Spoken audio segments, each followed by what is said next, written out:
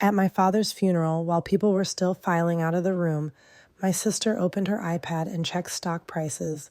I was 58 years old, had flown 1,400 hours for the United States Air Force, but to Beth, I was just the shadow in the corner.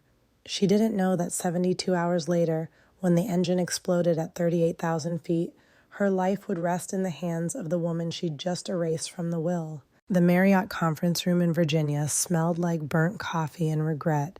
Third floor, beige carpet worn thin by 1,000 corporate retreats, fluorescent lights humming their monotone funeral march. I stepped through the double doors in my Air Force dress uniform, the blue fabric press sharp enough to cut glass. This was the last time I'd wear it before my official retirement became final. 33 years of service, and all I had left was this one ceremony that wasn't really for me. Beth sat in the front row, legs crossed at the ankle, a position she'd learned at some finishing school I never attended. Beside her, Morgan, her daughter, 24 years old, and already carrying herself like she owned the oxygen in the room. Chanel suit, black as an oil slick, Louboutin heels that probably cost more than my first car. She glanced at me once, then away, as if I were furniture that hadn't been dusted in years. Beth didn't look at me at all. She turned to the attorney, Maxwell, a thin man with wire-rimmed glasses, and the kind of voice that never rises above polite inquiry. "Can we begin? I have a board meeting at 3. No tears, no acknowledgement that we just buried our father 2 days ago. Just efficiency, the cold machinery of inheritance grinding forward. Maxwell cleared his throat and opened the leather portfolio. 47 people filled the chairs behind us, relatives I hadn't seen in a decade, business partners of my father's who'd flown in from Boston and Atlanta, old friends who remembered Colonel James Morgan as the man who flew F-86 Sabres over Korea and came home with a chest full of medals and a spine made of iron. The last will and testament of Colonel James Morgan, deceased October 14th, 2024. Beth's posture didn't change, but I saw the micro-adjustment in her shoulders, the way a chess player settles before making the winning move. To my daughter, Elizabeth Morgan Hayes, all shares in Morgan Property Trust, valued at $15 million. The Georgetown residence at 2200 Wisconsin Avenue appraised at $3.2 million. Investment portfolio including stocks, bonds, and treasury securities totaling $4.8 million. Full management authority over the family trust fund. Whispers rippled through the room, like wind through dry leaves. Beth's mouth curved, not quite a smile, more like the acknowledgement of a bet she'd always known she'd win. To my daughter Catherine Morgan, one sealed envelope. The whispers stopped. Silence dropped like a curtain made of lead. Someone behind me, I didn't turn to see who, let out a breath that sounded like disbelief trying to find words. Another voice, barely above a murmur but loud enough to carry. "She doesn't get anything?" And then softer, almost pitying. "Well, she was never really around, was she?" Maxwell handed me the envelope. Cream-colored paper, no embellishment, sealed with the kind of tape you buy at Office Depot. My name written in my father's hand, the letters slanting right the way they always did when he was tired. Beth stood, smoothing her skirt with one practiced motion. She walked past me without making eye contact, her perfume a trail of something expensive and French. Morgan followed, but she paused long enough to lean close, her voice pitched just for me. "Aunt Kate, you must be regretting all those years playing war." Playing, as if 33 years of service, 2 combat deployments, and more night missions than I could count were just an extended game of make-believe. I waited until they left, waited until the room emptied, until the distant relatives and business associates filed out in their dark suits and rehearsed condolences. Then I opened the envelope. Inside, a challenge coin from the Korean War, the metal worn smooth by decades of my father's thumb rubbing across its face. A photograph, color faded to something between sepia and dream, showing him standing beside an F-86 Sabre, his flight suit unzipped to the waist, his hand resting on the fuselage like he was touching something sacred. And a small piece of paper, folded once, with words written in pencil. "You were always the one who truly flew, Dad." No money, no real estate, no portfolio, just memory, pressed flat and handed back to me like a receipt for a life spent elsewhere. I sat there for 20 minutes, the coin cold in my palm, the photograph balanced on my knee. Outside, car doors slammed, engines started. Life moved forward because that's what life does when you're not important enough to make it pause. Beth found me in the hotel lobby 3 hours later. I'd been sitting in one of those oversized armchairs that hotels think look sophisticated, but mostly just swallow you whole. She approached, with that particular stride she'd perfected, the one that said she had somewhere more important to be, but was gracious enough to spare a moment. She didn't sit, just stood there, handbag tucked under one arm, phone in the other hand, screen still glowing with whatever email she'd been answering. "Catherine, do you know why you weren't included in the estate?" I didn't answer. Didn't give her the satisfaction of asking. Page 47 of the will. Mental health clause. It excludes beneficiaries with unresolved psychological records. You remember that evaluation after the Syria mission in 2018? 3 months of mandatory psychological leave? My chest tightened, not from surprise, from the slow creeping realization that this wasn't an accident. This was architecture. "You accessed my military records." Beth's expression didn't change. "I shared them with the estate attorney to protect the family's interests. You're still family, of course." The hotel lobby continued around us. Someone laughed near the concierge desk. The elevator chimed. A child ran past, chasing a balloon shaped like a dinosaur. Normal life, indifferent to the small violence happening in the space between two sisters. "You've been planning this." "I've been managing the estate since Dad got sick. Someone had to. You were in Germany." "Ramstein Air Base. I'd been stationed there for the last 13 years, coming home for Christmas and the occasional emergency leave. I'd spent 6 months in Virginia in 2010 when our mother was dying of breast cancer, driving her to chemo 3 times a week while Beth was too busy with her husband's IPO to visit more than twice." But that wasn't the story Beth told herself. In her version, I'd abandoned the family to play soldier. "This isn't over." Beth almost smiled. "Yes, Catherine, it is.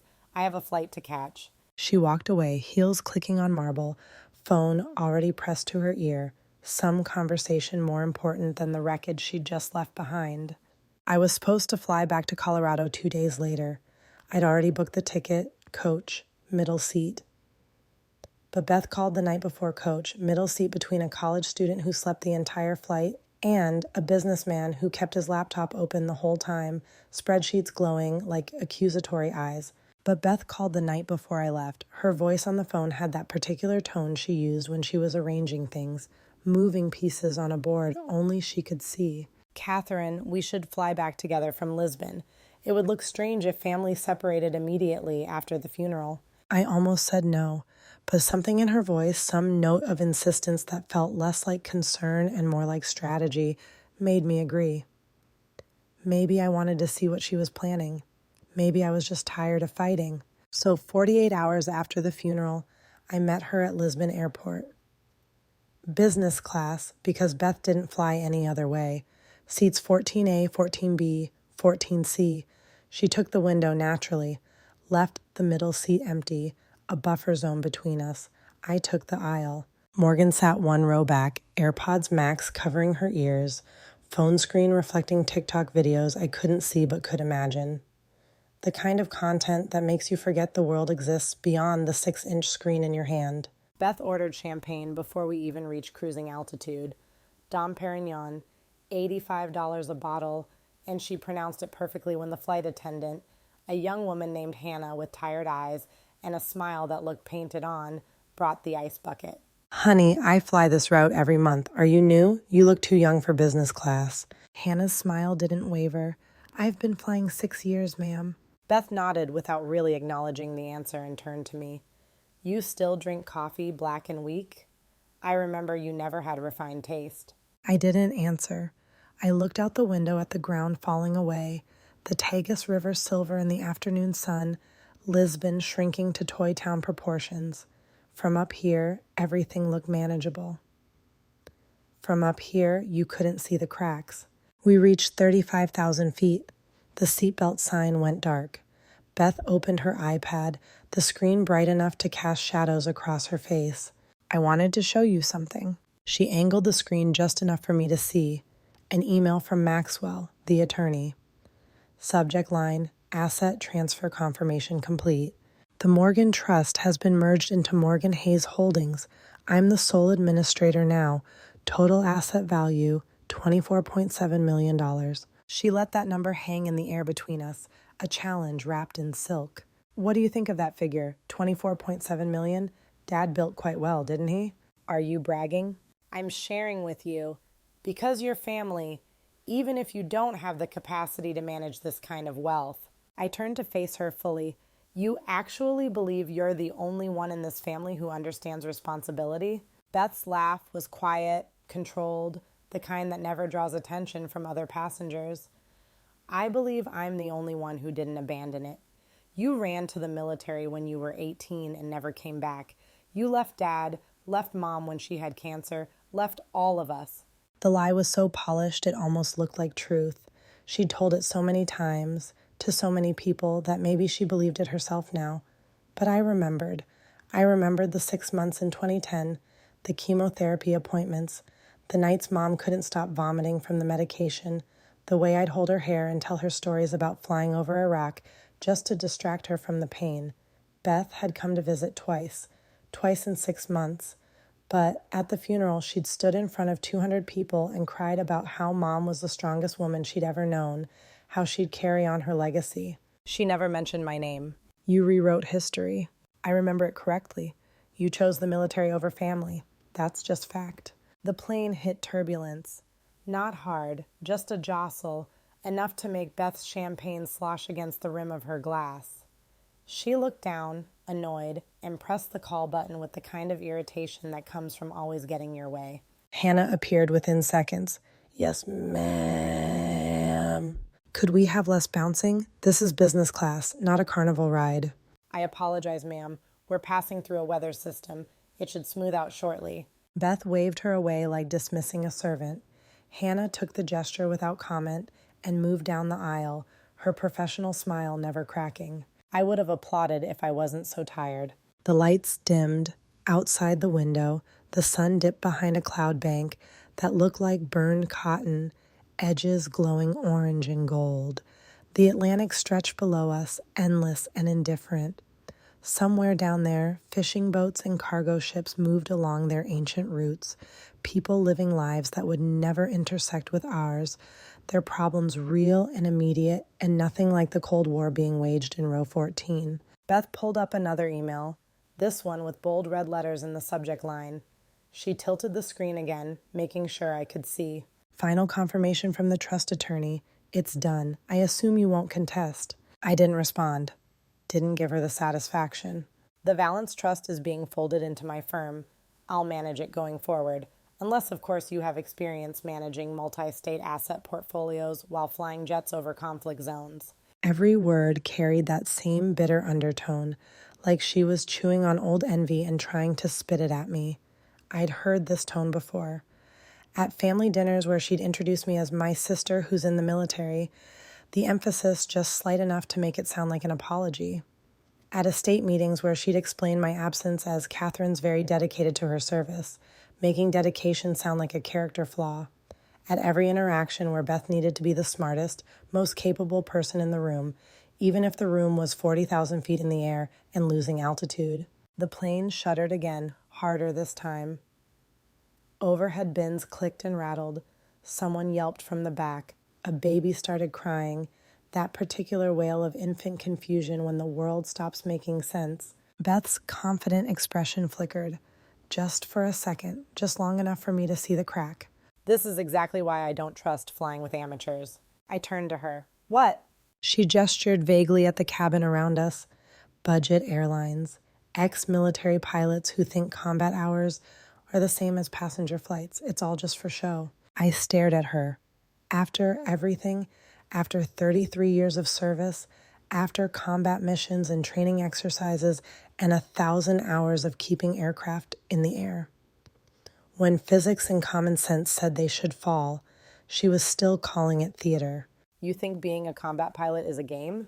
Beth waved one hand dismissively. I think it's theatrical. You didn't choose military life. You ran to it because you couldn't win at real life. So you put on a uniform and let other people tell you what to do. Each word landed with precision, carefully aimed to find the soft places. This wasn't anger. This was something she'd been rehearsing for years, polishing until it had the shape of truth. I didn't answer.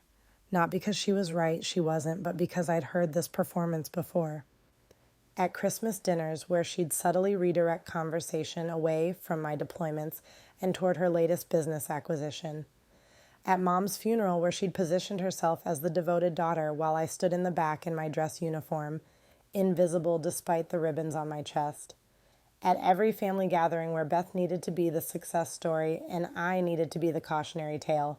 The plane dipped, not sharply, just enough to make stomachs drop.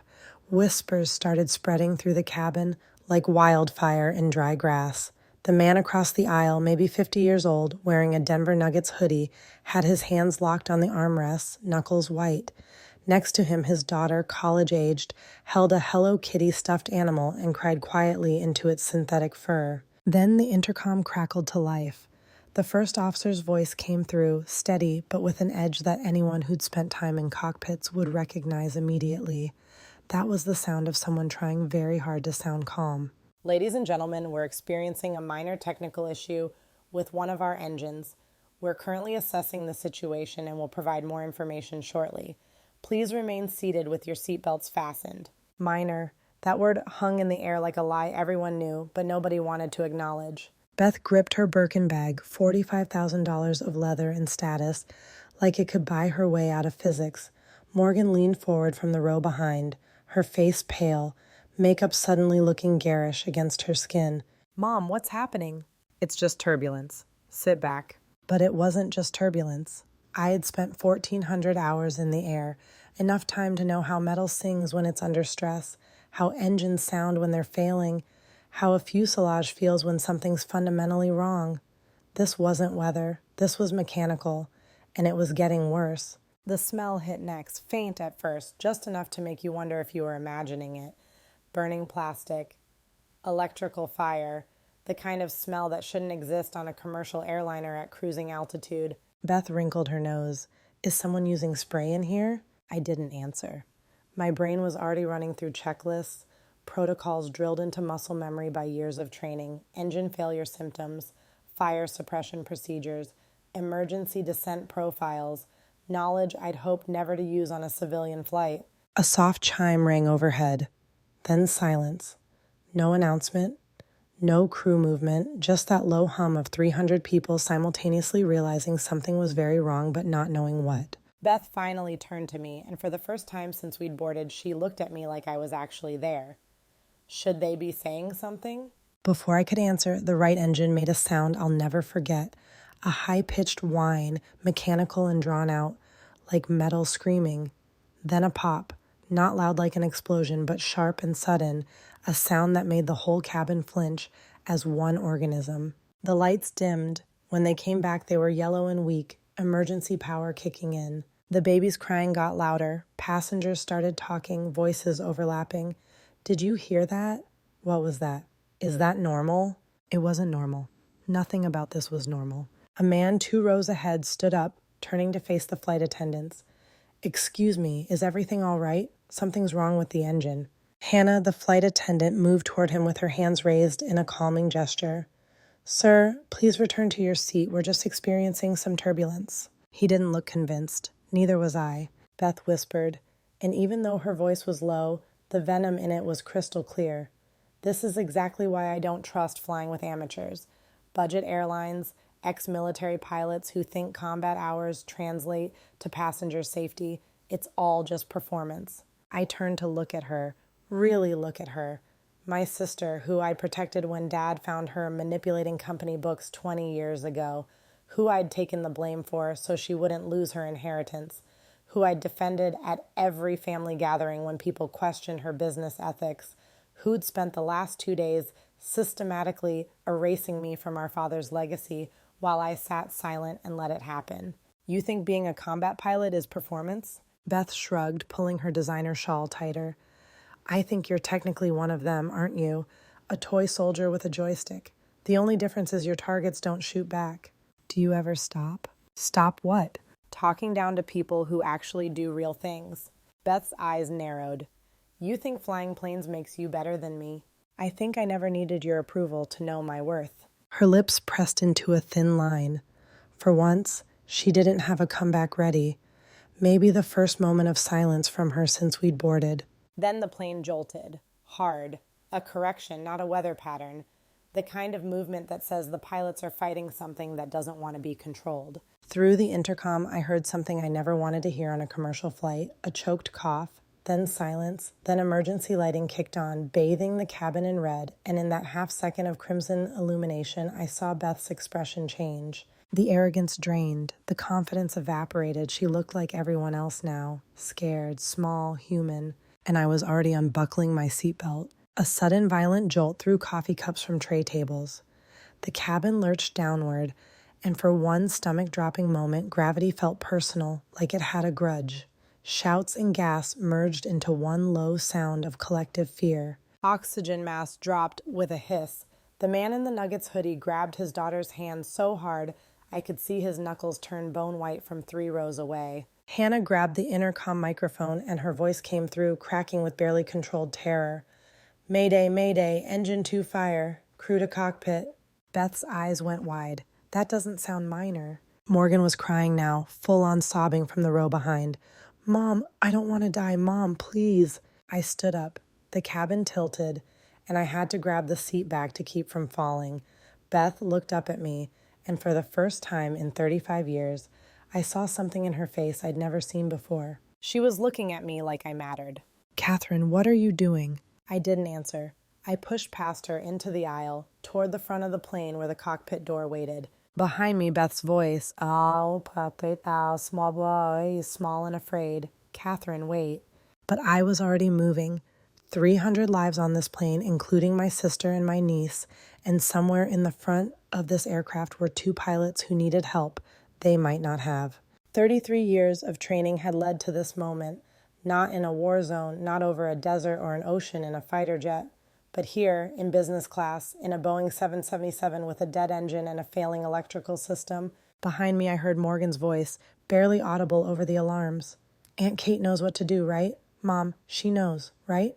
Beth didn't answer, but I felt her eyes on my back as I reached the cockpit door and knocked. No answer. I tried the handle. It turned. I stepped through. And the real emergency began. The cockpit looked like hell had opened a branch office at 38,000 feet. Warning horns screamed in 4 different pitches, each one trying to outshout the others. The instrument panel glowed red and amber, 15 lights blinking like Christmas in an emergency room. Captain Paul Davidson, 61 years old according to the nameplate on his seat, slumped over the controls with his oxygen mask hanging at an angle that said unconscious, maybe worse. The first officer, Marcus Reed, pressed against the side wall, one hand white-knuckled on the yoke, the other clutching his chest. His eyes found mine, and I saw something I'd seen before in young lieutenants who suddenly realized the training wasn't going to save them. Pure terror. Who are you? Catherine Morgan, United States Air Force, retired last week, 1,400 flight hours, multi-engine combat aircraft. Where's the fire? Marcus pointed at the overhead panel with a shaking hand. Engine 2 started 5 minutes ago. Captain collapsed. I tried the suppression system, but it's not responding. Hydraulics are at 40%. Electrical backup just kicked in. I don't know if I can. His voice broke on the last word. I'd heard that sound before, that moment when a pilot realizes they're out of their depth and the ocean is still getting deeper. I moved to the co-pilot's seat. Marcus didn't resist, just slid out of the way like a man grateful someone was taking the wheel. I pulled the oxygen mask down, clipped it to my collar, felt that familiar pressure around my face that meant I was breathing something other than panic. Davidson's chest rose and fell, shallow but steady. I touched his shoulder, gentle but firm enough to check for response. Captain, can you hear me? His head rolled slightly, eyes unfocused, pupils different sizes, not a heart attack, hypoxia maybe, or a stroke. Either way, he wasn't flying this plane. Marcus, I need you to check his pulse and breathing. Keep him stable. But I should be flying. I'm the first officer. I'm supposed to. And I'm the person who's flown in conditions that would make this look like a Sunday drive. Trust me or don't, But make the choice fast because we're dropping altitude and I need to know you're with me. Marcus swallowed hard, nodded once, moved to Davidson's side and started checking vitals with 10 hands that shook but functioned. I scanned the instruments. Engine 2, total failure, temperature gauge pegged in the red, fire warning still active despite the suppression system dump. Engine 1, running but losing oil pressure, down to 73% thrust. Hydraulics, primary system compromised, backup engaged, but showing degradation. Altitude, 32,000 feet and falling at 300 feet per minute. Not catastrophic yet, but the trajectory was clear. The cockpit door opened behind me. Beth stumbled in, gripping the frame like it was the only solid thing left in the universe. Morgan followed, mascara streaked down her face in dark rivers. "Catherine, what are you doing here? You're not authorized to be in this cockpit." I didn't turn around. My hands were already moving across the control panel, switching from automatic to manual hydraulics, checking the fuel crossfeed, confirming the landing gear would respond when needed. "I'm saving 304 lives, including yours and your daughter's. Now get out and go back to your seat." "You're not this plane's pilot. You don't have commercial certification. This is illegal." I spun the seat around and looked at her dead on. "I'm the only person left on this aircraft who knows how to land it with one engine and partial hydraulics. Do you want to debate qualifications or do you want to live?" Morgan stepped forward, her voice small and cracking. "Aunt Kate, you don't have a civilian license.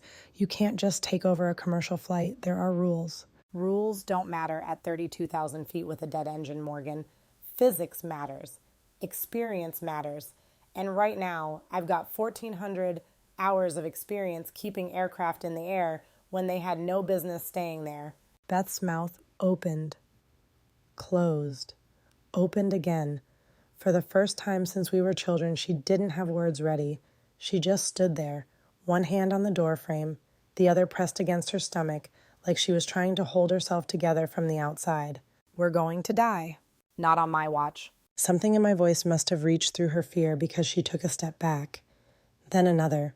Morgan grabbed her mother's arm and pulled her toward the cabin. Before they left, Morgan turned back one more time. "Aunt Kate, I'm sorry. For everything I said about you, I didn't know." "You know now. That's what matters. Now go sit down and let me work." The door closed. Marcus finished checking Davidson's vitals and looked at me with eyes that said he was ready to either follow orders or break down completely, and it was my job to decide which. "What do you need me to do?" "Call Madrid Center. Tell them we have engine failure, captain incapacitated, and an emergency pilot in command. Give them our position and request the nearest diversion airport." Marcus reached for the radio, hesitated. "They're going to ask who you are." "Tell them the truth. Former Air Force captain with multi-engine combat experience. If they have a problem with that, they can file a complaint after we're on the ground." He keyed the mic. His voice steadied as he spoke, like having a task gave him something to hold on to besides fear. "Madrid Center, this is Skybridge 3072, Mayday. We have engine 2 fire, captain incapacitated, emergency pilot assuming command. Request immediate vectors to nearest suitable airport." Static, 3 seconds that felt like 3 hours. Then a voice came through, calm and professional in that way that air traffic controllers learn after their first 1,000 emergencies. "Skybridge 3072 Madrid Center. Confirm emergency pilot in command. State qualifications." Marcus looked at me. I leaned toward the mic. "Madrid Center, this is Catherine Morgan. United States Air Force retired, 1,400 flight hours in multi-engine military aircraft including F-16 and C-130. I'm qualified, I'm current, and I'm the only option you've got." Another pause, shorter this time. "Skybridge 3072, understand emergency situation. Rosas Airport is 150 miles southwest, runway 6,100 feet, winds 15 knots, unfavorable. You are cleared for emergency approach, fire and rescue standing by." Received, beginning descent to Rosas. I switched channels and keyed the passenger address system. 300 people in the cabin needed to hear a voice that sounded like it knew what it was doing, even if that voice belonged to someone they'd never met and had no reason to trust. "Ladies and gentlemen, this is Catherine Morgan. I'm working with First Officer Reed to manage the aircraft. We've lost one engine and we're diverting to Rosas Airport for an emergency landing. The runway is short and the conditions aren't ideal, but I need everyone to remain seated, seatbelts fastened, and follow crew instructions. We're going to get through this. I released the button. Marcus looked at me with something that might have been hope or might have been desperation wearing hope's clothing. You really think we can land this? I landed an F-16 near an M-16 with a missing wing panel over Baghdad. I landed a C-130 with 3 engines out on an ice runway in Greenland. I landed a helicopter in a sandstorm when I couldn't see the ground until I was 2 feet above it. This is just another Tuesday for me. Marcus almost smiled. Almost. What do you need me to do? Monitor engine 1, watch the oil pressure and temperature. If it starts failing, I need to know immediately. Keep an eye on Davidson. If he wakes up and can communicate, brief him on our status. And Marcus? Yes? Stop thinking about all the ways this can go wrong and start thinking about what we need to do to get it right. He nodded, and some of the terror left his eyes. Not all of it. You don't get rid of fear when you're flying a crippled aircraft at 30,000 feet, but you can learn to work alongside it, treat it like a co-pilot who talks too much but occasionally has useful observations. I pulled up the approach profile for Rosas on the navigation display. The runway looked like a postage stamp from this altitude, a thin strip of concrete carved into the Newfoundland coastline with pine forest on 3 sides and the Atlantic on the 4th. 6,100 feet, a Boeing 777 with full fuel typically needs 9,000 feet to stop safely. We were dumping fuel, but we'd still be heavy, too heavy. Math didn't care about our situation. Physics wasn't interested in negotiation. We either found a way to make this work or we became a statistic. I adjusted the descent rate, feeling the plane respond sluggishly through the manual controls. The hydraulics were degraded enough that every input took more force than it should, like trying to steer a car through mud. Engine 1 groaned, a sound that resonated through the airframe, metal under stress singing its protest song. 28,000 feet, 25,000. The Atlantic stretched below us, gray and indifferent waves moving in patterns that wouldn't change whether we made it or not. Marcus checked the fuel dump status. We're bleeding off about 200 pounds per minute. At this rate, we'll still be 12,000 pounds overweight when we reach the pattern. Can't be helped. We don't have time for a full dump. We'll just have to brake harder and hope the tires hold. And if they don't? Then we deploy the emergency brake system and pray the runway's long enough. One problem at a time, Marcus. Right now, our problem is getting this aircraft lined up for approach without losing the second engine. The radio crackled. Skybridge 3072, Rosas Tower. Be advised, runway 17 is lit and clear. Wind now 18 knots from 320, gusting to 25. Emergency vehicles in position. You are cleared to land, no traffic to conflict. Skybridge 3072, cleared to land runway 17. Behind me, the cockpit door opened again. Not Beth this time. Hannah, the flight attendant, her face pale but composed in that way that comes from years of training for disasters you hope never happen. Ma'am, the cabin is secure. Passengers are in brace position. Is there anything else you need? How are they doing back there? Scared, but they're listening. That announcement helped. Hearing someone who sounds confident makes a difference. Tell them we're 7 minutes from landing. Tell them it's going to be rough, but we're going to make it. And Hannah? Yes, ma'am? Thank you for keeping them calm. That's half the job right there. She nodded and left, pulling the door closed behind her. Marcus watched her go, then turned back to the instruments. Oil pressure on engine 1 is dropping, down to 60% now. Rate of decline? About 2% per minute. If it keeps up, we'll lose thrust before we reach the runway. Then we'll glide in. Wouldn't be the first time. Marcus stared at me like I'd suggested we land on the moon. You want to dead stick a 777? I don't want to, but if engine 1 quits, we won't have a choice. Better to have a plan than to panic when it happens. I brought up the glide ratio calculations on the flight management system. A 777 without engines glides about as well as a brick with wings, but it does glide. 15-to-1 ratio, meaning for every 1,000 feet of altitude, we could travel about 3 miles. We were at 22,000 feet with 37 miles to go.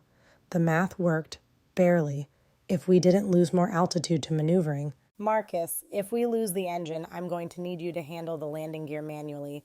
The backup hydraulics might not have enough pressure to extend them normally. I've never done a manual gear extension. There's a checklist in the panel behind your seat. Red binder, third tab from the left. Familiarize yourself with it now, just in case. He retrieved the binder with shaking hands but started reading. Having something concrete to focus on helped. The mind needs tasks when it's trying to avoid thinking about mortality. 18,000 feet. Rosas came into view through the clouds, a smudge of civilization against the rocky coastline. The runway was visible now, a gray line that looked impossibly short from this altitude. Approach lights glowed in the afternoon mist, marking the path we needed to follow with the precision of a tightrope walker working without a net. The plane shuddered, not turbulence, something internal, mechanical. Engine 1's vibration had changed pitch, gone from a steady drone to something more syncopated, irregular. The temperature gauge climbed another 5 degrees. Engine 1 is overheating. Temperature red line in 30 seconds. Shut it down. Marcus's hand froze over the controls. What? Shut down engine 1. If we let it overheat, it might catch fire or seize completely.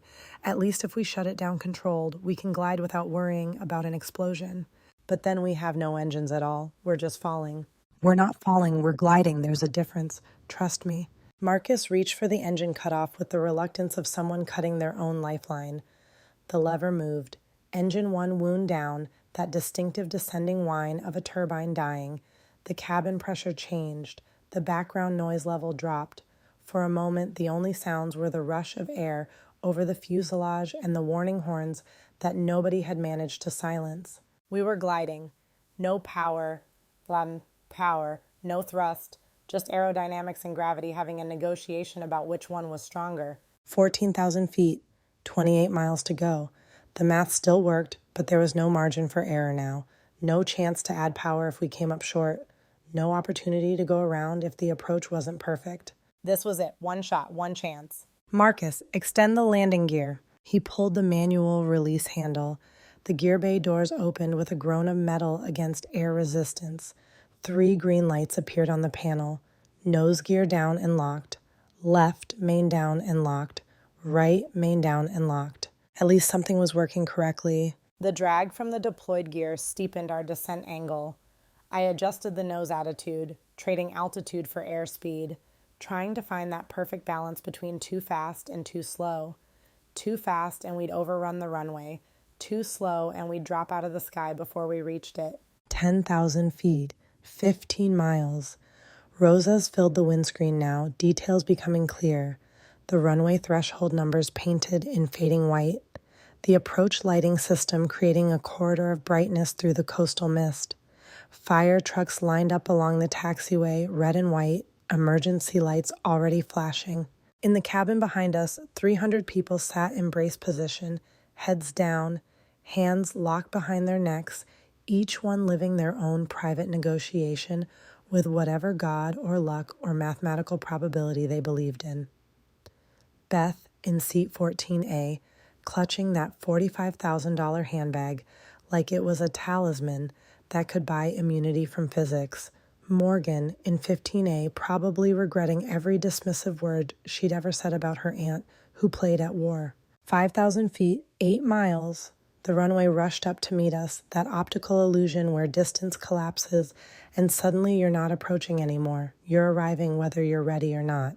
Marcus, full flaps. He deployed the flaps. The plane shuddered again as the added drag tried to slow us down. Our descent rate increased. The ground proximity warning system started chirping, that annoying mechanical voice stating the obvious. 500, 400, 300. I know where the ground is, thanks. 200 feet. The runway threshold passed beneath us. Pine trees on either side, too tall for an airport, too close for comfort. I could see individual needles on their branches. That's how low we were. 100 feet, 50. The wheels were going to touch in 3 seconds whether I was ready or not.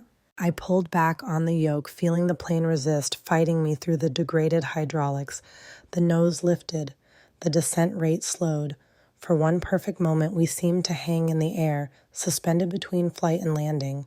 Then the wheels hit. The impact felt like driving into a concrete wall at 60 miles per hour. The cabin jolted forward. The tail slammed down, bounced once, settled. The tires screamed. Every piece of loose equipment in the cockpit jumped. Davidson's unconscious body jerked against his seatbelt. Marcus grabbed the overhead panel to keep from being thrown forward. I jammed the yoke back into my lap, keeping the nose gear off the ground as long as possible, using aerodynamic drag to slow us down. The speed bled off, 90 knots, 85, 80. At 75 knots, the nose gear touched. The steering came alive under my hands. I aimed for the center line, fighting the crosswind that wanted to push us sideways. The end of the runway appeared in the distance, too close, approaching too fast. Marcus hit the emergency brake system. The plane lurched, decelerating hard enough to throw us against our seatbelts. 60 knots, 50. The trees at the end of the runway grew larger, their trunks thick enough to see bark patterns. 40 knots, 30. The edge of the runway was right there, maybe 300 feet ahead, maybe less. 20 knots, 50. We stopped with 12 feet to spare. 12 feet between a successful landing and becoming a news headline about how a former military pilot thought she could save a commercial flight and failed spectacularly. Silence crashed over us like a physical force. No engines, no warning horns, just breathing. 304 people, 304 sets of lungs, pulling in air and pushing it out. The most basic confirmation that we were still alive. Then the cabin erupted, screaming but not fear this time. Release. Relief. The sound of people who'd been holding their breath for 15 minutes and finally remembered how to exhale. Someone was crying. Someone else was laughing. Most were just stunned, sitting there trying to process what had just happened. Marcus looked at me. His face was white. His hands were shaking so badly, he had to grip the armrest to keep them still. He opened his mouth twice before words came out. You actually did it. I didn't answer immediately. My hands were still locked on the yoke, muscles rigid from the tension of the last 12 minutes. Marcus reached over and gently pried my fingers loose. Outside the windscreen, emergency vehicles surrounded us. Fire trucks, ambulances, airport authority SUVs, a small crowd of people in reflective vests who probably came out to watch because they'd never expected to see a 777 land at Rosas without engines, and they wanted to tell their grandchildren about it someday. The cockpit door opened. Hannah stood there, tears streaming down her face, her professional composure finally cracking. Is it over? Did we actually land? Landing's done. Rescue's taking over now. She nodded, still crying, and left to help with the evacuation. The inflatable slides deployed with their characteristic hissing sound. Passengers started moving, slow and uncertain, like people who'd forgotten how gravity worked on solid ground. Marcus pulled off his headset and ran both hands through his hair. You know, I've been flying commercial for 11 years. Never had an emergency worse than a medical diversion. And now this. My first real crisis, and I froze. You shouldn't have had to save us. You didn't freeze. You stayed functional, monitored the systems, made the calls I told you to make. That's not freezing. That's doing your job under conditions you weren't trained for. You kept it together when a lot of people would have gone to pieces. But you had to take over. Because I had experience you don't. That's not a failure on your part. That's just circumstance. You'll get more experience, hopefully not like this, but you'll get it. And next time something goes wrong, you'll remember how this felt, and you'll know you can handle it. He nodded slowly, like he was trying to convince himself I was right. I unbuckled my seatbelt and stood up. My legs felt like they belonged to someone else, distant and unreliable. The adrenaline that had carried me through the last 20 minutes was draining away, leaving behind the kind of exhaustion that makes you understand why soldiers sleep for 16 hours after combat.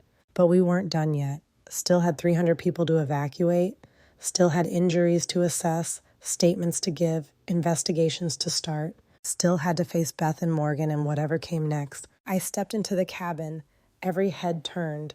Some people started clapping, spontaneous and scattered. Others looked confused, like they didn't know who I was or why I was walking out of the cockpit. A few looked angry, probably the ones who'd heard Beth's comments about toy soldiers and were wondering if they'd just been saved by someone unqualified. David Chen, the man in the Nuggets hoodie, stood up from seat 11C. He looked at me, really looked at me, and gave a slow, deliberate nod. No words, just acknowledgement that said more than any speech could. His daughter, Emma, wiped tears from her face and whispered something that might have been, "Thank you," but I couldn't hear clearly over the noise of evacuation procedures. I kept walking toward the front exit. People reached out to touch my arm as I passed, brief contacts that felt like prayer or gratitude or just the need to confirm I was real. I didn't stop, didn't engage, just moved through the cabin like I was still on mission, still focused on the next task. Beth stood by her seat, holding the emergency exit frame for support. Her makeup was smudged. Her perfect hair had fallen out of whatever style she'd carefully arranged that morning. She looked 10 years older than she had 2 hours ago. She opened her mouth, closed it, tried again. "You really did it. You actually landed this plane." "Yes, but you're not a commercial pilot. You don't have certification. You weren't supposed to be able to." "I wasn't supposed to be a lot of things, Beth, but here we are. 304 people alive because someone who played at war turned out to be exactly what this situation needed." I walked past her, didn't wait for a response, didn't give her the satisfaction of a confrontation or the opportunity for an apology she probably didn't know how to give anyway. Morgan caught up with me at the exit. She grabbed my arm, not rough but insistent, needing me to stop and look at her. "Aunt Kate, I'm sorry for what I said about you, for thinking you were just, I don't know, playing dress up or something. I didn't understand." "You understand now. That's what matters. Go help your mother. She's going to need you." "Are you going to be okay? I mean, are they going to arrest you or something for taking over the plane?" "I don't know, but I'd do it again, so whatever happens is worth it." I stepped out of the aircraft into the cold Newfoundland air. The inflatable slide stretched out below me, bright yellow against the gray tarmac. Emergency personnel were everywhere, organized chaos, people with clipboards and radios, and determined expressions. A paramedic approached with a blanket. I took it, not because I was cold, but because refusing seemed like it would take more energy than accepting. The fabric was scratchy and smelled like disinfectant. The field stretched around me, flat and treeless except for the pine forest at the runway's edge. Fire trucks pumped foam onto the dead engines. EMTs checked passengers as they came down the slides. Local media had already arrived. Cameras pointed at the plane like it was some kind of exotic animal they'd found wandering through their quiet airport. Someone tried to shove a microphone in my face. I turned away before they could ask whatever question they thought would make good television. Beth emerged from the plane 10 minutes later, Morgan right behind her. She walked down the mobile stairs like she was descending from a yacht at Monaco, trying to reassemble her dignity from scattered pieces. But her hands shook. Her steps were uncertain. She saw me standing there and changed direction, walking over with that determined stride that said she'd made a decision and was going to follow through no matter what. "Catherine, what are you going to do now? Start taking credit for all this?" "I'm going to make sure everyone gets medical clearance. Then I'm going to give my statement to the investigators. Then I'm going to call my Air Force Command and explain why I took over a civilian aircraft without authorization." "Of course, run back to your toys, your uniforms and regulations and all the structure you use to avoid real life." I looked at her, really looked at her, my sister, who I'd protected for 35 years, who I'd taken the blame for when she manipulated company finances, who I'd defended at every family gathering when people questioned her ethics, who'd spent the last week systematically erasing me from our father's legacy. "You know, Beth, you called me a toy soldier. You said I played at war while you did real work." I said what I believed. "Then it's a hell of a thing that a toy just saved your life." She stared at me like I'd slapped her. Her mouth opened. No words came out. For once in her life, Beth had nothing to say. She turned and walked away, Morgan following, both of them heading toward the crowd of emergency personnel and airport officials who were trying to organize the chaos into something manageable. I sat down on the tarmac, the blanket still wrapped around my shoulders, and watched the sun sink toward the horizon. Emergency lights flashed red and blue and white. People moved with purpose in every direction. Someone brought me water. Someone else brought a sandwich I didn't eat. And in the middle of all that activity, I sat alone and let the silence settle. Not the silence of trauma, the silence of something over, something clean. For 58 years, people had called me invisible. For 58 years, they'd said I was running away. And for 12 minutes at 38,000 feet, when 300 lives depended on me, I wasn't invisible at all. I was the pilot. I was exactly what everyone needed. and Beth, with all her money and power and carefully constructed superiority, had been reduced to a passenger hoping someone else could save her. Sometimes the invisible become essential when the lights go out. The hotel they booked for stranded passengers smelled like industrial cleaner in desperation. 6 hours after the landing, after medical checks and preliminary statements and sandwiches wrapped in plastic that tasted like cardboard, they finally released us to rooms with thin walls and heating systems that clanked like prisoners trying to escape. I sat on the edge of the bed and pulled out my phone. 247 missed calls, 1,832 messages, most from numbers I didn't recognize, media outlets probably, or people who'd heard about the landing and wanted to know if I was the Catherine Morgan or just someone with the same name. One video had gone viral, 8.4 million views in 6 hours. Someone had recorded the moment in the cabin right after I'd taken over the cockpit. The audio was crystal clear, despite the background noise of 300 terrified passengers. Morgan's voice, young and cracking with fear. Mom, you said Aunt Kate was just a toy soldier. You said she had nothing but her uniform, but now our lives depend on her. Were you wrong? Beth didn't answer in the video, just sat there with tears running down her face, the first time Morgan had seen her mother cry in maybe 10 years. The comments section was exactly what you'd expect. Thousands of people demanding Beth's identity, calling her entitled, saying she deserved to be afraid. Some were calling for her to be fired from whatever company she worked for, though nobody had identified her yet. The internet had seen Beth the way I'd always seen her, sharp and superior and just a little too cruel. I put the phone down and stared at the ceiling, acoustic tiles with water stains shaped like continents I couldn't name. The exhaustion should have pulled me under, but my mind kept running through the landing sequence, checking and rechecking every decision, looking for mistakes I couldn't fix because they were already in the past. An email notification popped up. The sender was Maxwell, the estate attorney who'd read my father's will 4 days ago in a conference room that felt like it belonged to a different lifetime. Ms. Morgan, we have discovered a significant irregularity in your father's will. The mental health clause on page 47 contains a notarized signature that does not match state records. The notary in question has not been licensed in Virginia since 2019. Additionally, your military records were accessed illegally in August 2024. The IP address traces to Morgan Hayes Holdings' Chicago office. We are reporting this to federal investigators. Please contact our office at your earliest convenience. I read the email 3 times. Each time the words meant the same thing. Beth hadn't just manipulated the will, she'd committed fraud, and she'd been sloppy enough to leave evidence scattered across servers and state databases. 20 years of planning, and she'd gotten careless right at the end. My phone rang. Unknown number, but the area code was Virginia. I answered. Ms. Morgan, this is Gordon Hale. I'm an attorney specializing in military estate law. A colleague at Ramstein suggested I reach out to you. I'm listening. I've reviewed the documents Maxwell sent over. Your sister committed at least 3 federal crimes: unauthorized access to classified military records, forgery of a notary seal, and fraudulent manipulation of a trust instrument. With your permission, I'd like to represent you in pursuing full restoration of your inheritance and filing criminal complaints. What do you need from me?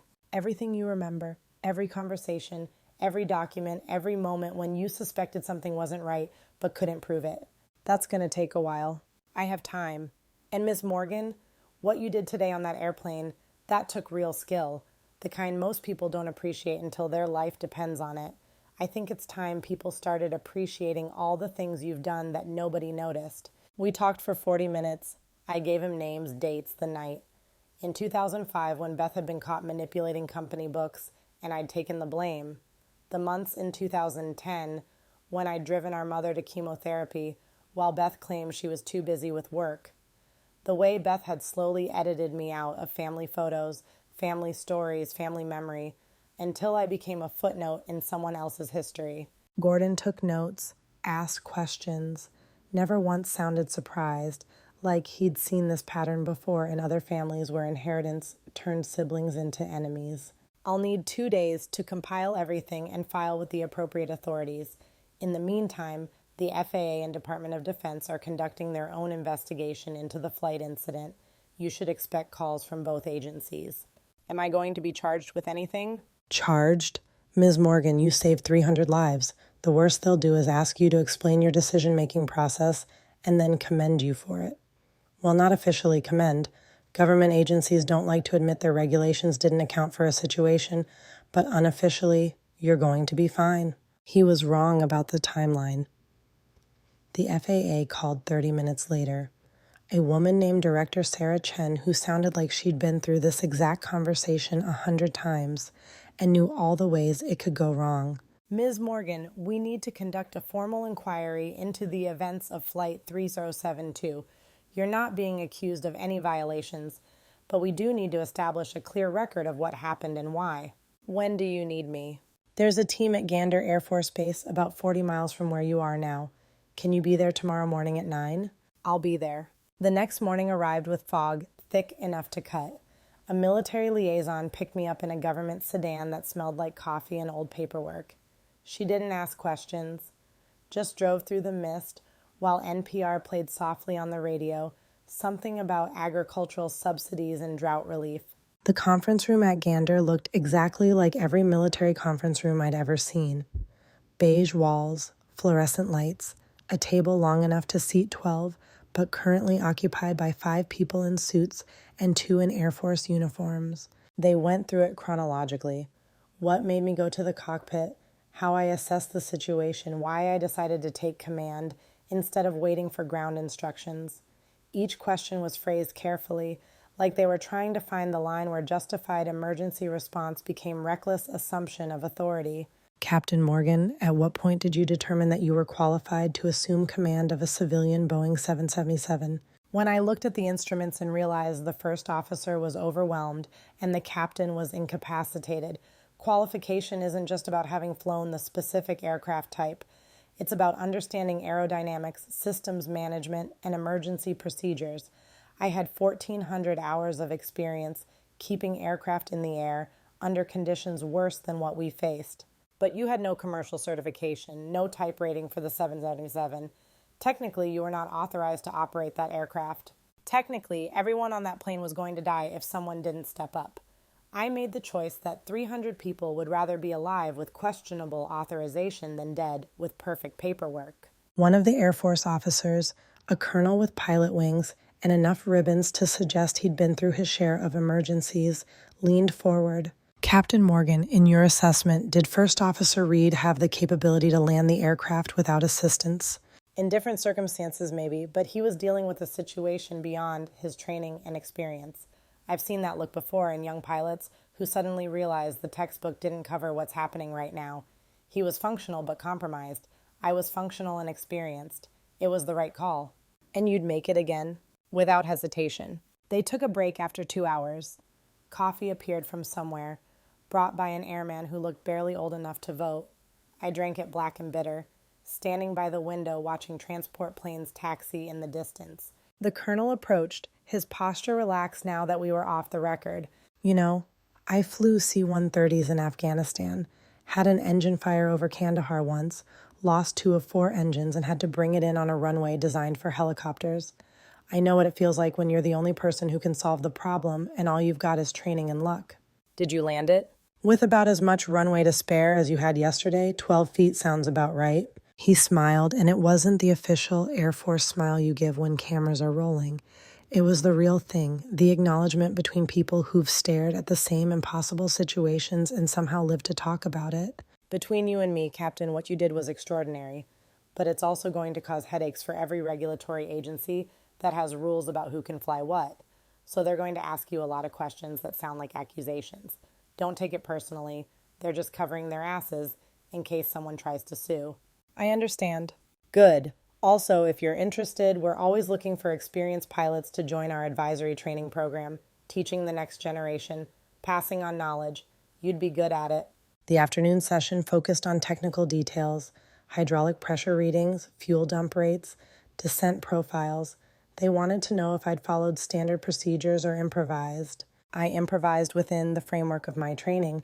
Standard procedures are built for standard situations. This wasn't standard, so I used the principles behind the procedures and adapted them to what we actually faced. One of the FAA investigators, a thin man with glasses that kept sliding down his nose, typed something into his laptop before looking up. Ms. Morgan, there's video footage from the cabin. A passenger recorded your niece questioning whether you had the right to take over the aircraft. She mentioned that you didn't have a civilian license. Did that concern you? No, my niece is 24 years old with an MBA and no aviation experience. Her opinion on my qualifications wasn't relevant to whether I could land the plane safely. But it raises questions about authority structures in emergency situations. If any passenger with flight experience can simply enter the cockpit and take command, we have a significant security and safety issue. I didn't simply enter the cockpit. The first officer was requesting assistance over the PA system. The captain was unconscious. The situation was deteriorating rapidly.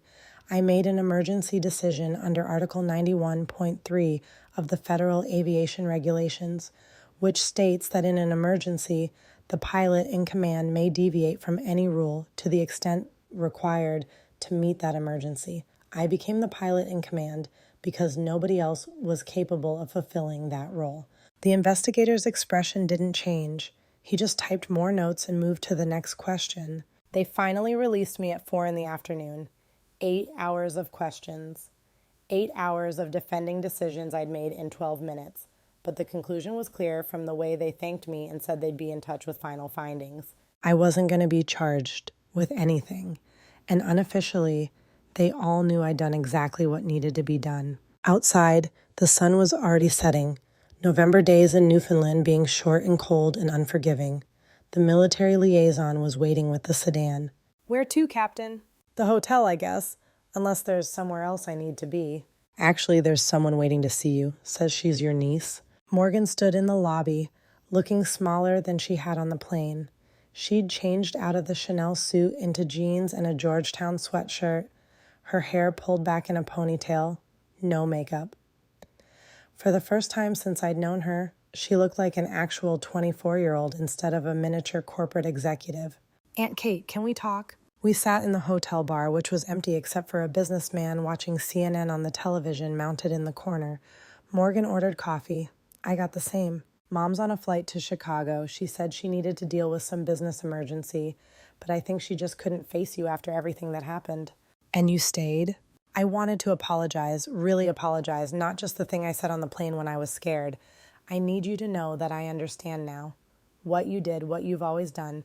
I spent my whole life listening to Mom talk about how you ran away from responsibility, how you chose the easy path, how you played soldier instead of building a real career.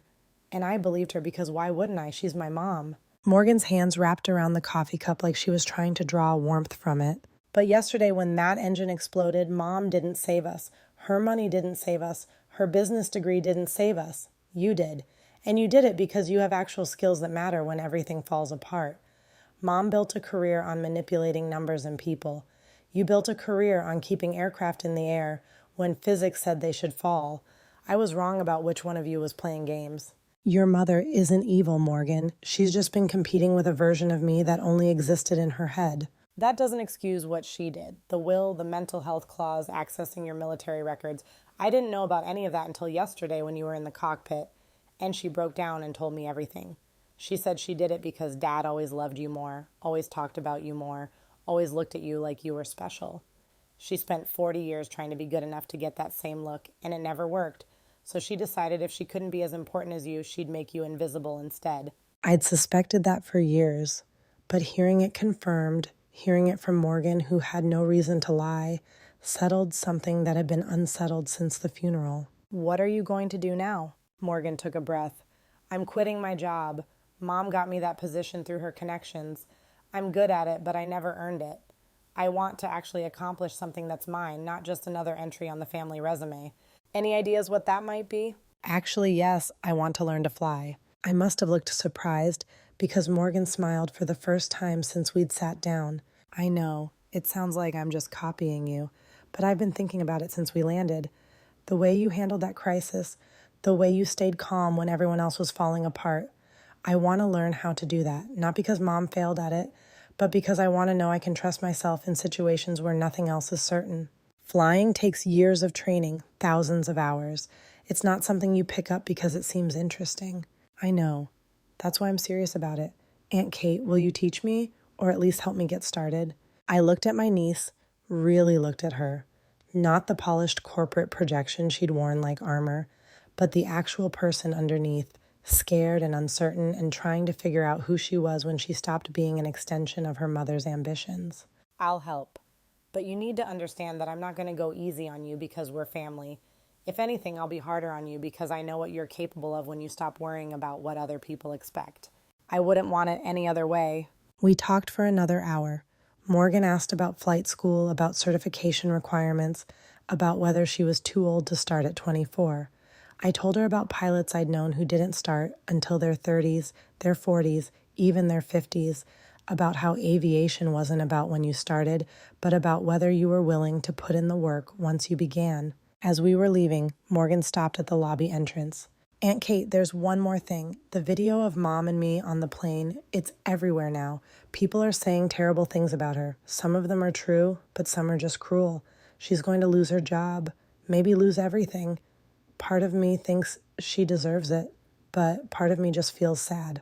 You can feel both things at once. Justice and sadness aren't mutually exclusive. What if she never forgives me for staying here to talk to you instead of going back with her? Then she'll have to learn to live with that. Just like you're learning to live with who she actually is instead of who you wanted her to be. 2 days later, Gordon Hale called with an update. The federal investigation had moved fast, faster than most cases, because the evidence was so clear and because Beth had been careless about covering her tracks. They've frozen the trust assets pending the investigation. Your sister has been asked to step down from her position at Morgan Hayes Holdings. The board voted unanimously. Apparently having your fraud publicly exposed while going viral for mocking the person who saved your life isn't great for company image. What happens to the money? That depends on the investigation. But based on the evidence, I'd say you're looking at full restoration of your share, possibly more if the court decides to penalize your sister for the fraud. We're talking $12 to $15 million, Catherine. The number should have meant something, should have felt like victory, but all I could think about was my father's note. You were always the one who truly flew. Gordon, if we get the money back, I want to set up a trust for flight training, specifically for women who want to become pilots but don't have the resources. Can we do that?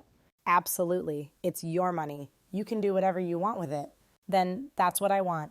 My father spent his life in the air. I spent my life in the air. I want to help other people find that same freedom. 3 weeks later, the Department of Defense and FAA released their joint report. The language was bureaucratic and careful, but the conclusion was clear. Catherine Morgan acted within reasonable emergency authority. No violation of aviation law occurred. The report recommended commendations for both First Officer Reed and myself, though it carefully avoided setting a precedent that would allow just anyone to take over a commercial flight. The Air Force called the next day, not with questions this time, with an offer.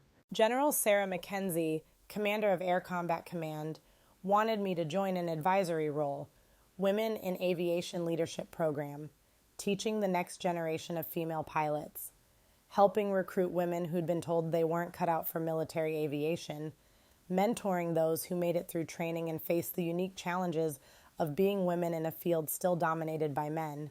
Captain Morgan, you've proven something that a lot of people needed to see proven. That experience and skill matter more than regulations and expectations. We want you to help us build a program that recognizes that truth and gives more women the opportunity to prove themselves the way you did. I accepted. 6 weeks after the landing, I stood on a tarmac in Arizona watching 20 women step off a shuttle van. Their faces were nervous, excited, uncertain. Ages ranged from 18 to 55. Some were fresh out of high school. Some were veterans transitioning to civilian life. Some were like Sarah Martinez, a 52-year-old widow with 3 grown children who decided she was done living for everyone else and wanted to finally do something just for herself. The sign above the hangar read, Wind Flight Academy, founded by Captain Catherine Morgan. Funded by $12 million from my father's estate, restored after Beth's fraud conviction was finalized.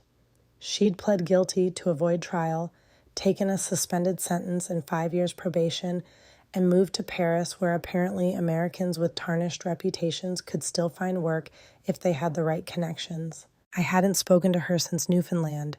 She'd sent one email, 3 sentences long.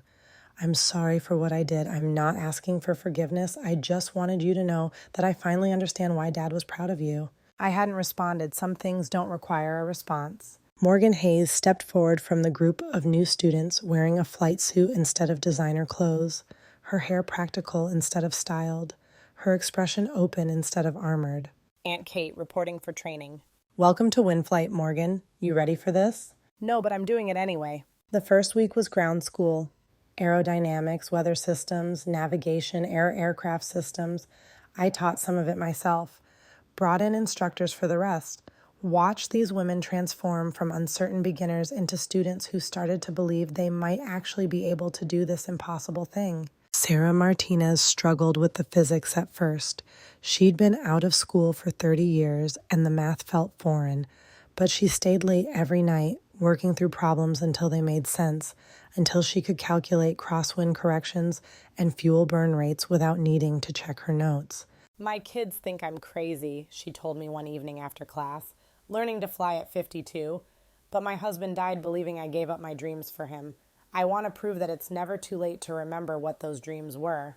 Week 8, Morgan made her first solo flight, a Cessna 172, nothing fancy, just a basic trainer.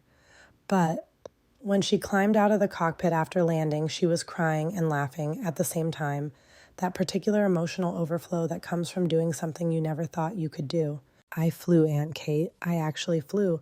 Not in Mom's shadow, not following someone else's plan. Just me and the sky, and physics that doesn't care who my mother is. You flew, and you'll fly again tomorrow, and the day after, and every day until it becomes as natural as breathing. Letters started arriving, not emails, actual letters, handwritten on real paper, from passengers who'd been on Flight 3072. David Chen wrote, "My daughter Emma just enrolled in the Air Force Academy. She wants to be a pilot. She told me that if a woman could save 300 lives at 58, then she could learn to fly at 19. You gave her permission to dream bigger than I ever taught her." Hannah, the flight attendant, sent a photo of herself in the cockpit of a small plane. "I'm 40 hours into my private pilot license. After watching you land that 777, I realized I'd been afraid of the wrong things. I was afraid of being too small, too young, too female. Now I'm just afraid of not trying. Thank you for showing me the difference." Patricia Nguyen, the woman from seat 28D, wrote the letter I kept in my desk drawer and pulled out whenever I doubted whether any of this mattered. "My youngest daughter is 5. We were flying home from our first family vacation. If you hadn't taken that yoke, she'd have grown up without a mother. You didn't just land a plane. You saved a family. You saved a future. I think about that every single day, about that." Beth's trial made national news, not because the fraud was particularly sophisticated, but because the video of her mocking me had gone so viral that people felt invested in seeing justice served. The judge gave her 5 years probation, ordered her to repay the money she'd stolen, and added a victim impact statement section where I could have described how her actions affected me. I didn't submit one. What would I say? That she'd spent 40 years trying to make me invisible, and in doing so, she'd forced me to become exactly the kind of person who didn't need anyone's validation to know my worth? That wasn't victim impact, that was education. Morgan visited her mother in Paris during Christmas break, came back quiet and thoughtful. "How is she?" "Different. Smaller somehow. She works at a consulting firm where nobody knows about the trial, lives in a tiny apartment, takes the metro. She asked about you." "What did you tell her?" "That you're teaching 20 women to fly and changing their lives." She cried. I have never seen her cry like that before, not even after the crash. She said she finally understood what she lost when she decided to make you disappear. "And what did you say?" "I said maybe she didn't lose you. Maybe she just never really knew you were there until you became impossible to ignore." Spring brought new students. Summer brought more. By the end of the first year, WinFlight had graduated 15 pilots, all of whom passed their certification tests, several of whom were already applying to commercial airlines. Sarah Martinez got her private pilot license at 53. Took her 3 grown children for a flight over the Arizona desert and sent me a photo of all 4 of them in front of her rental Cessna, everyone grinning like they'd just discovered something precious they'd thought was lost. Morgan earned her commercial rating at 25, immediately applied to the Air Force, got accepted, started officer training, called me from basic training, phone privileges limited to 5 minutes, voice exhausted and exhilarated. Aunt Kate, this is brutal and amazing, and I can't believe I'm doing this. You're doing it because you decided to. That's the only reason that matters. The second anniversary of the crash landed on a Tuesday. Cold and clear, the kind of Arizona morning where the sky looks infinite and the mountains stand sharp against the blue. I walked the flight line alone, checking the fuel levels on the trainers, inspecting the tie downs, doing the small maintenance tasks that keep an operation running. A car pulled up. Beth stepped out. I hadn't seen her in 2 years. She looked different, older, yes, but also softer somehow, less armored. She wore jeans and a sweater, nothing designer, nothing that screamed wealth or status. Catherine, I know I don't have the right to be here. Then why are you? Because Morgan graduates from Air Force officer training next month, and she asked me to at least try to apologize for real instead of just sending an email and pretending that was enough. We stood there in the morning sun, 2 sisters separated by 40 years of resentment, and 1 emergency landing that had forced us both to see clearly. I spent my whole life trying to be important enough that Dad would look at me the way he looked at you, and the more I tried, the less it worked. So I decided to make you less important instead, erase you from the will, from the family history, from Dad's legacy. I thought if you weren't there, maybe I'd finally be enough. And now I know that you were never the problem.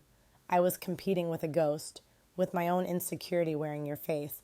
You didn't have to do anything to be important to Dad. You just had to be yourself. And that was something I never learned how to do. Beth looked at the hangars, at the sign with my name, at the aircraft lined up and ready for the next day's training. You built something real here. Something that matters. I spent 40 years building a career on managing other people's money, and the minute I got caught doing something shady, it all disappeared. But this is going to outlast both of us. These women are going to fly for decades because you gave them the chance. Is that what you came to say? I came to say I'm sorry, really sorry. Not because the court ordered me to, not because it'll change anything legally, but because you deserved better from me. You deserved a sister who celebrated your achievements instead of resenting them. And I'm sorry I couldn't be that person. I looked at Beth, this woman who'd shaped so much of my life through her absence and her cruelty and her determination to win a contest I'd never agreed to enter. I forgive you. Beth's eyes widened. Just like that? Just like that. Not because you earned it, but because I'm tired of carrying anger around like luggage I can't put down. You hurt me. You stole from me. You tried to erase me, and I'm choosing to let that be something that happened instead of something that defines what happens next. I don't deserve that. Probably not, but forgiveness isn't about what people deserve. It's about what I need to do to move forward, and I need to stop letting you live in my head rent-free. We stood in silence for a long moment. Then Beth nodded, turned, walked back to her rental car. Before she got in, she looked back one more time. Morgan loves you, you know, more than she loves me right now. And I'm grateful she has you to look up to. Someone who actually earned the admiration instead of demanding it. She drove away.